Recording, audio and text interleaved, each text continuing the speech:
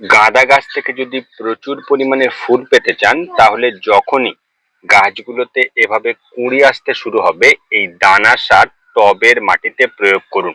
কিন্তু এটা কতটুকু পরিমাণে গাছে দেবেন তাই নিয়েই কথা বলবো আজকের ভিডিওতে। নমস্কার, ভার্চুয়াল গার্ডেনিং টিপস ইউটিউব চ্যানেলে আপনাদেরকে স্বাগত জানাই।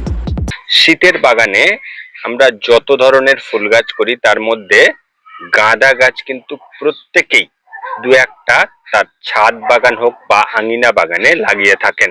কিন্তু এই গাছ থেকে যদি প্রচুর পরিমাণে ফুল পেতে চান তাহলে চারা গাছ লাগানোর থেকে শুরু করে গাছগুলোকে দ্রুত বাড়াতে ডিএপি আর সর্ষের খোল নিয়ম করে 7 থেকে 10 দিনের গ্যাপে টবের মাটিতে দিলে গাছগুলো ধীরে ধীরে এভাবে ঝোপালো হতে শুরু হয়।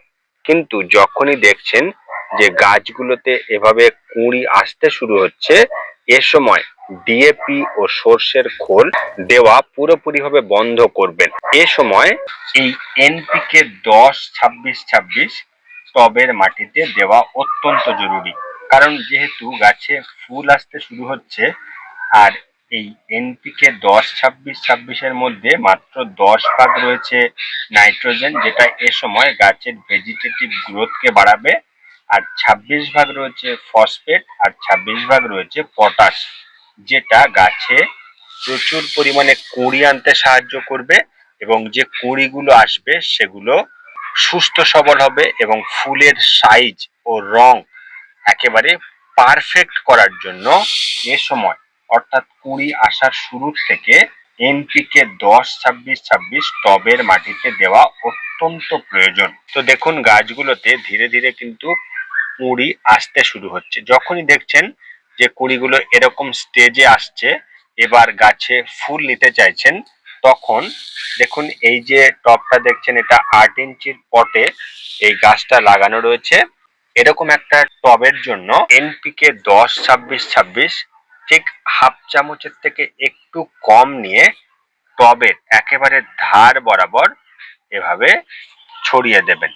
দেখুন যেহেতু শীত মরশুমের গাছ তাই টবের মাটিটা আলগা করার কোনো দরকার নেই, শুধুমাত্র টবের ধার বরাবর এই এনপিকে 10-26-26 এভাবে ছড়িয়ে দিন। যেহেতু সার দিয়েছি আমরা, টবের মাটি ভিজতে যতটুকু জলের প্রয়োজন হবে ততটুকুই এভাবে দিয়ে দেবেন। দেখুন প্রয়োজন মতো জল দিয়ে দিলাম।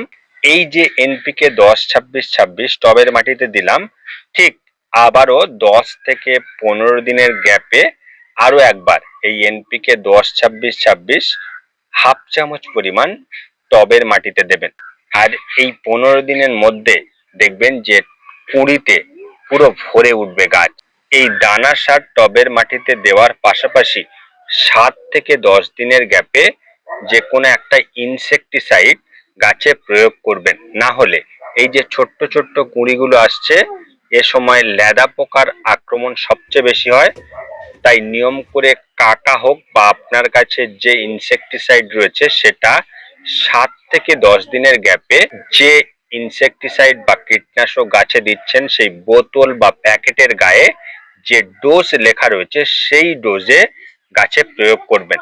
না হলে কুঁড়িগুলো পোকায় নষ্ট করে দেবে।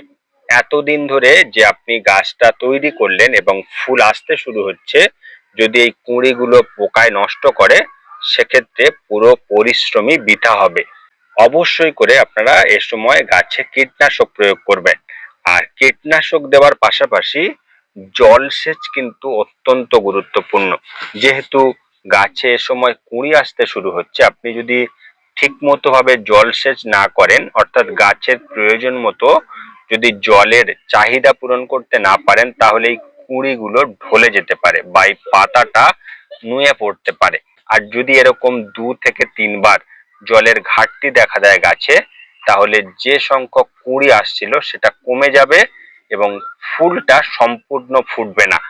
তো জলসেচ, সার প্রয়োগ ও কীটনাশক, কুঁড়ি দেখা দিলে গাঁদা গাছে এই 3টে জরুরি কাজ কিন্তু আপনাকে করতেই হবে। না হলে যে পরিমাণে আপনি ফুল চাইছেন সেটা পাবেন না। তো গাঁদা গাছগুলোতে যদি এভাবে ফুল পেতে চান তাহলে এই 3টে টিপস ফলো করুন, আপনার গাছেও ফুলে ফুলে ভরে উঠবে। তো এই ছিল আজকের ভিডিও। তোমার গাছের ডিজিটাল বন্ধু ভার্চুয়াল গার্ডেনিং টিপস ইউটিউব চ্যানেলটি সাবস্ক্রাইব করে রাখবেন এরকম গার্ডেনিং রিলেটেড ভিডিও নিয়মিত পেতে। আজকের এ পর্যন্ত, দেখা হচ্ছে নেক্সট ভিডিওতে। নমস্কার।